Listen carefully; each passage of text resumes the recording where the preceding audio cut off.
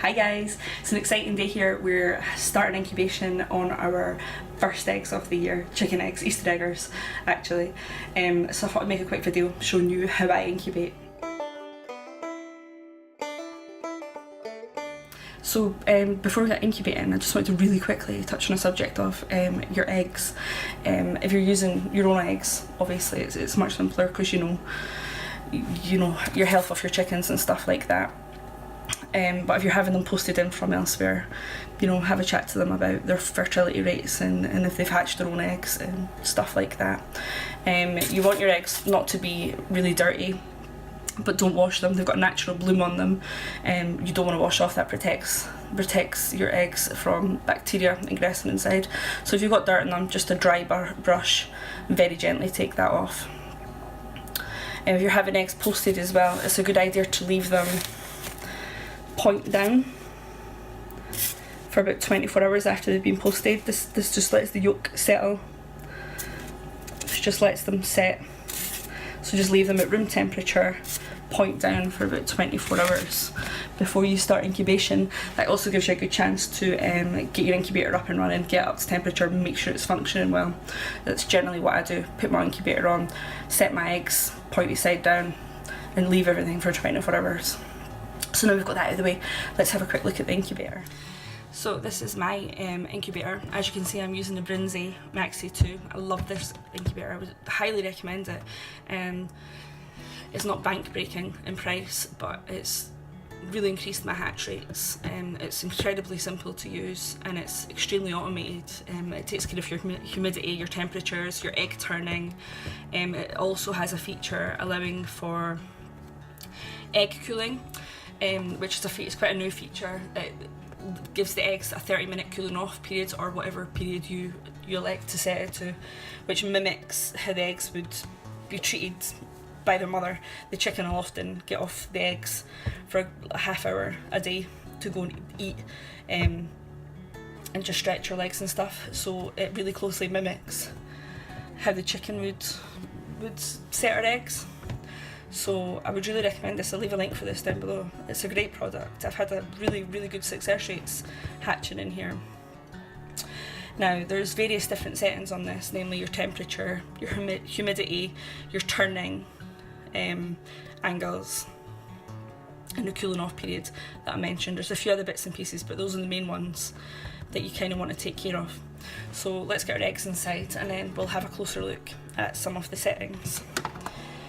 Now this incubator comes with a couple of different trays designed for different eggs. This one is the best one for chicken eggs. It also comes with one that we use for our quail eggs, but it's much smaller. So you're just popping your eggs in and you want them very slightly tilted down, the pointy end down if possible. And I just spread them out so they've got plenty of space. Just like that, nothing fancy or complicated.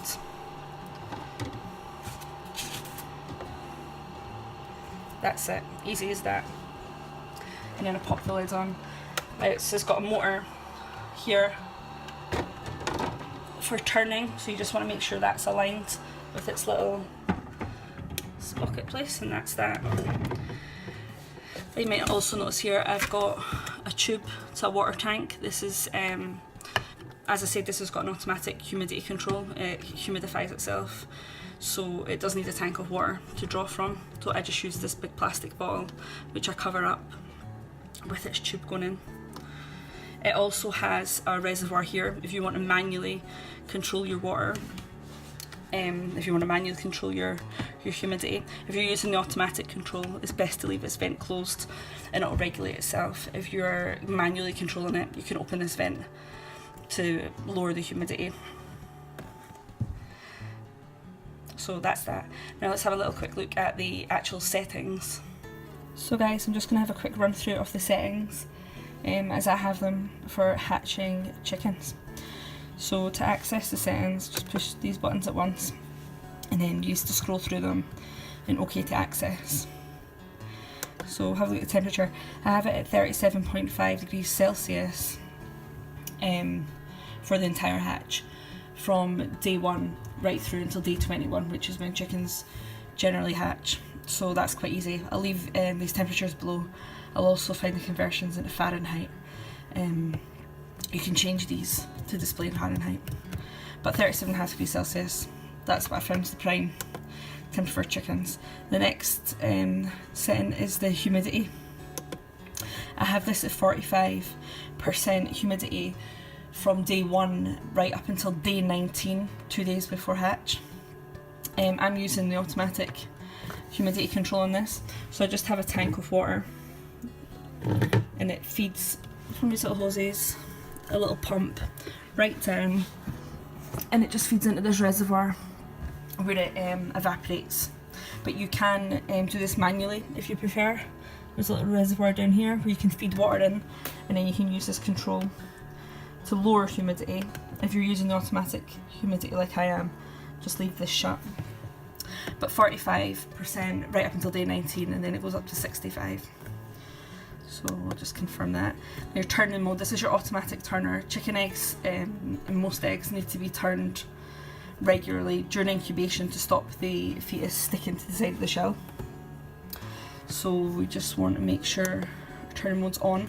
That stays on again until day 19. We stop that 2 days before hatch just to give the chicks time to orientate themselves and get themselves ready for hatching. So we'll leave that on, confirm that. Your turn interval is how often you want your eggs turned. I have these every 60 minutes, so I have them turning once an hour. You can turn these yourself, do this manually if you want to. I'd recommend doing it 3 times a day minimum, 5 times a day even better. Always an odd number of times, because you don't want them resting on the same side overnight. If you're doing them manually, I'd also recommend penciling an X on one side, just so you know where you are. But I'd highly recommend using the automatic turner. It's so handy, it takes a lot of the work out of it. So once an hour I want my eggs turning, so just confirm that.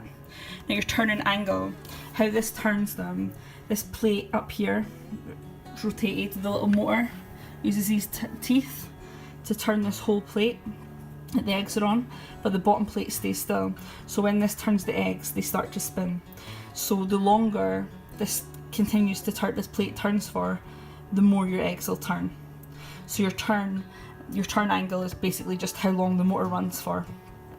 At Brinsea I've included this handy little guide to show you roughly what you want your turn interval to be for the size of your egg, to make sure it's getting turned the right amount. So these were quite big eggs, and then you just hold your egg up above these and choose the one that it fits the best. So I've gone with 10 seconds. I've gone with 10, with an angle of 10 here, so that'll turn them the right amount. This also has a series of alarms that will alert you if the temperature drops too low, raises too high, or if your ambient temperature in the room is too low or too high. They all come sort of factory set where you'd want them, so I've just left them as they are. The cooling, I don't have that on until day 7. That needs to stay off. After that we'll turn it on, but we'll have another look at it at that point. So we'll leave that for now, and this is where you can change from Celsius to Fahrenheit. Put that on Celsius, so we're going to leave that just now, and then just make sure to hit save. And as you can see, we're at the right temperature just now. Slightly high on the humidity, but absolutely nothing I'd worry about. And this little spinning guy here just indicates that our turner's on, and the little asterisk here indicates that it's heating. So you can see it's constantly going on and off, just letting us know that it's maintaining its own temperature. So that's our eggs in their humidity set, temperature set, and that'll be them until day 7. I'll just leave them alone just now. At day 7 we're going to come back, we're going to turn our cooling function on, and we'll also candle our eggs to have a little look and see if we can see any activity in there. Hi guys, so we've reached day 7 with our eggs.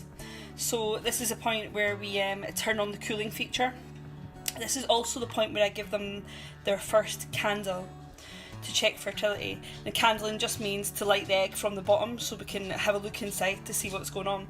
I use this Brinsea Overview, which comes with a, as you know, it's the perfect size for sitting eggs on. I'll leave a link for this below. This is a fab piece of kit.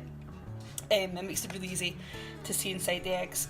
So I'm going to dim the lights and we're going to have a little look inside the eggs. I'm hoping to have at least one fertile one and one infertile one, so I can show you the difference in those. But we'll have a little look and we'll see. So lights are dimmed, I hope you can see okay. I'm just going to put my overview on. I'm going to open the incubator slightly and just take one egg out. You probably can't see very well what I'm doing. And then we just put the egg on top of the light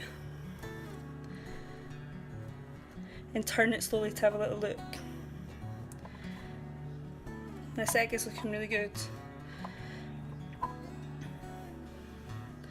I don't know how well you can see inside there, but we've got a dark area and a light area, showing that we've got an air sac building up in there, which is exactly what I want to see.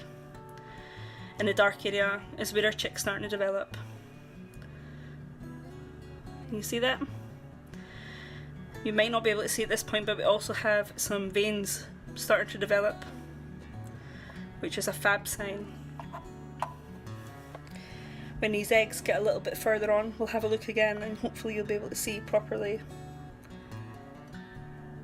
the veins developing.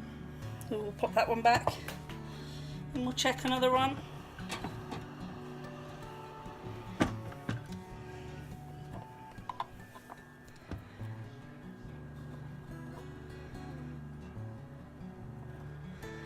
So again, this one's fertile.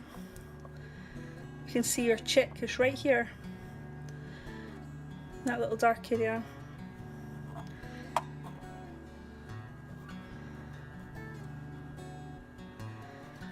I don't know if you can see those veins right there. It's pretty tricky.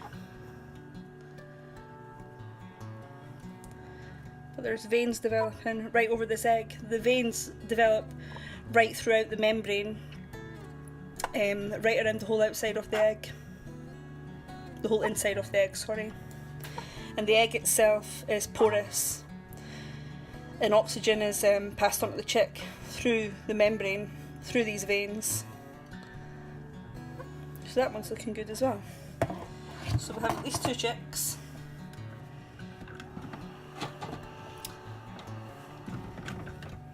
Let's have a look at this one. Yep, another one that's shown development here. The chick's right there. Don't you see that dark area?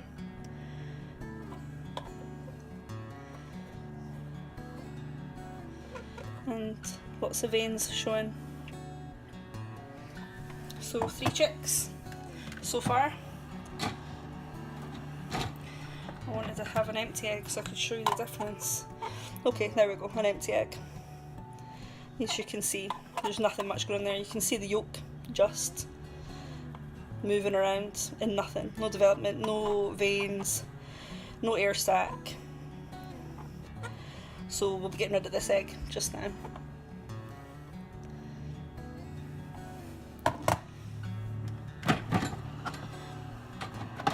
We'll check one more, then I can have a look at the rest later. Okay, another fertile one. Again, do clean your hands before checking them. They're still porous, you can still pass on bacteria and stuff. So do make sure your hands are clean. We've got another nice air sac there. More nice veins showing. Looks good. We'll pop him back inside. Now I'm just going to turn the lights back up and then I'll show you how I change the settings at day 7. So as I said previously, this point we turn on the cooling feature. So just open the settings, scroll along to cooling, minutes 30. So that mimics the hen, the mother hen, getting off the eggs for 30 minutes every day. This repeats every 24 hours at the same time. So it mimics the hen.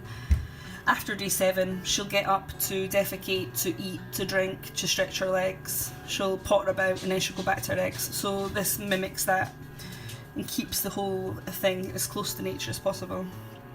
So we turn that on and we save. So that is now our eggs until day 19. I've now put a second thermometer in here. I just like to be sure. Obviously digital thermometers can lose their accuracy over time. They have this recalibrated once a year. But I like to have another thermometer just popped in there just to be safe. So yeah, this is us till day 19 where we'll come back, we'll turn off the cooling feature, we'll turn off the turning feature, and we'll raise our humidity. So we'll come back and have another look then. So as you can see, the chick's filling up now, a good bit of the egg, other than this air sac at the bottom. It looks like it's developed really well.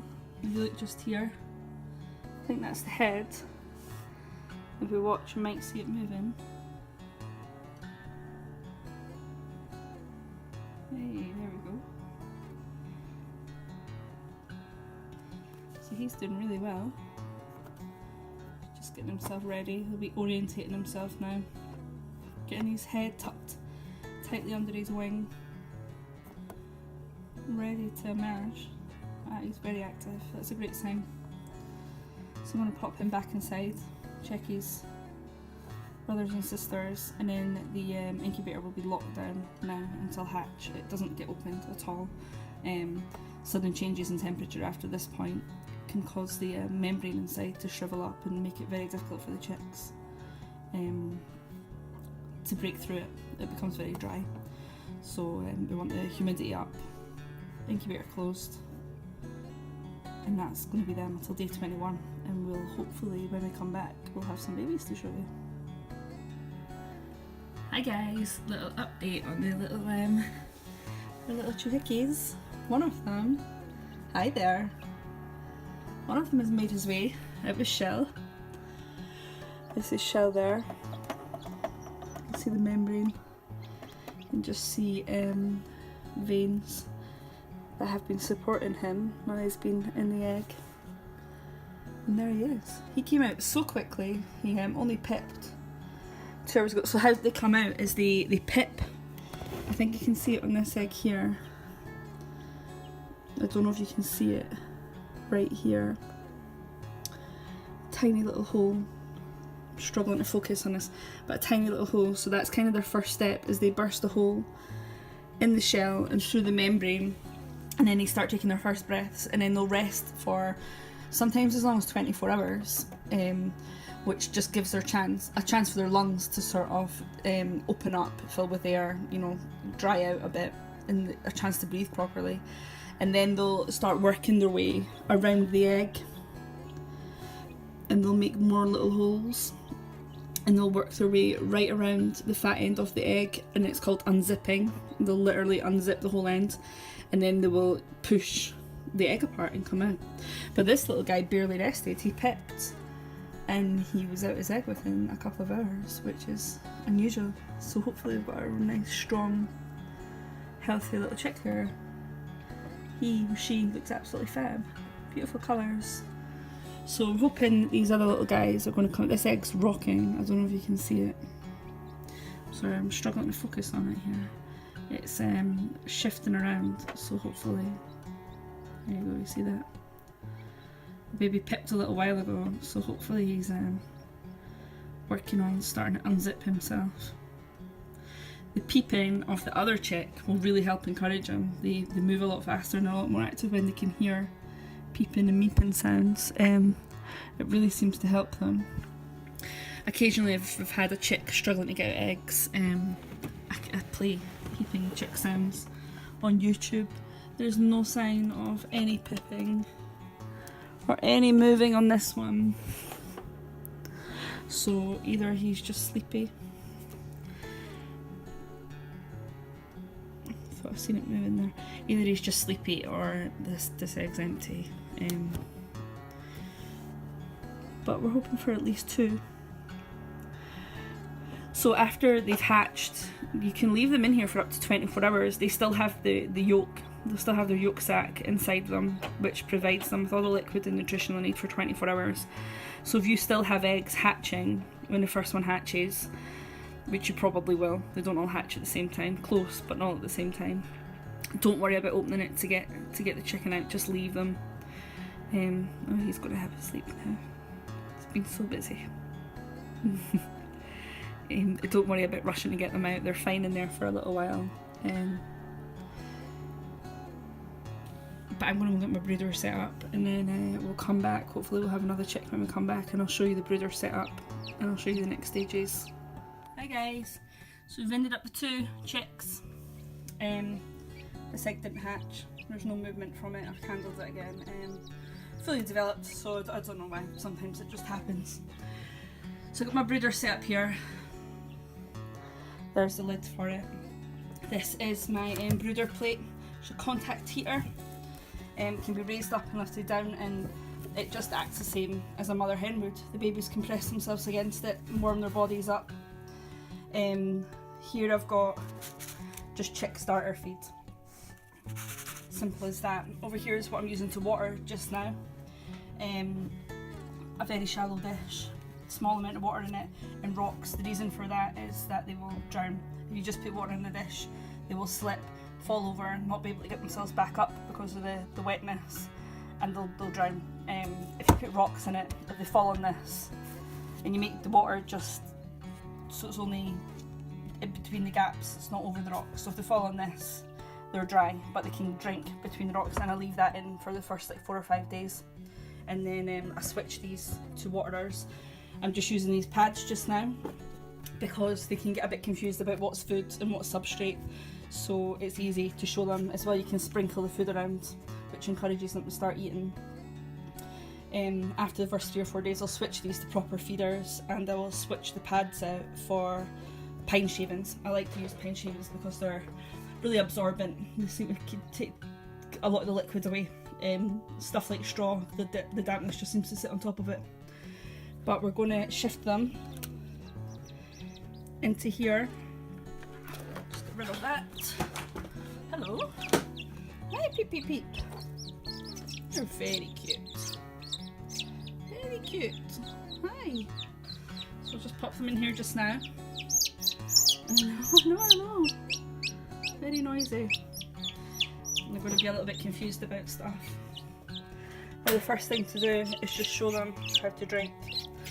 Like I said, they've got about an egg sac that lasts them about 24 hours. But they will get thirsty after that. Oops. Who's interested? We'll start with you. So just hold the back of the head and pop your beak into where the water is. Thinking about that. And it just shows them where it is. With this just being a little bit shallow water, you need to keep a really close eye on it because it'll evaporate quickly, and they'll quite quickly be without water. So I check this 3 or 4 times a day.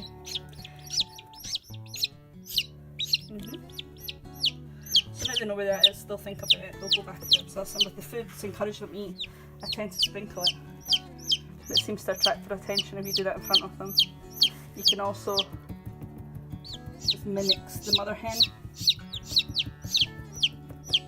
But they're just out, so they'll acclimatise themselves, and they'll wander about, and I'll come back and do the same. I'll show them the water and show them the food in an hour or so. They're mostly looking for warmth now, so I'm going to pop them under here and show them that that's where the warmth is. No, under.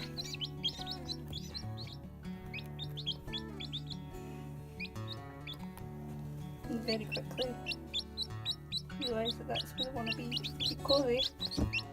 Little fluffy butt. So I'm going to pop the lid back on, and then I will come back and check on them in an hour. But that is the basics, the very basics of hatching chicks. I hope to do a few more chick videos and chicken videos over the next few months. But thanks for checking in, guys. As always, any suggestions, comments, anything like that, just pop them down below. Let me know if you do anything differently. Let me know if you want any information on anything else. I'll do my best to help out. So thanks, guys. Have a great weekend.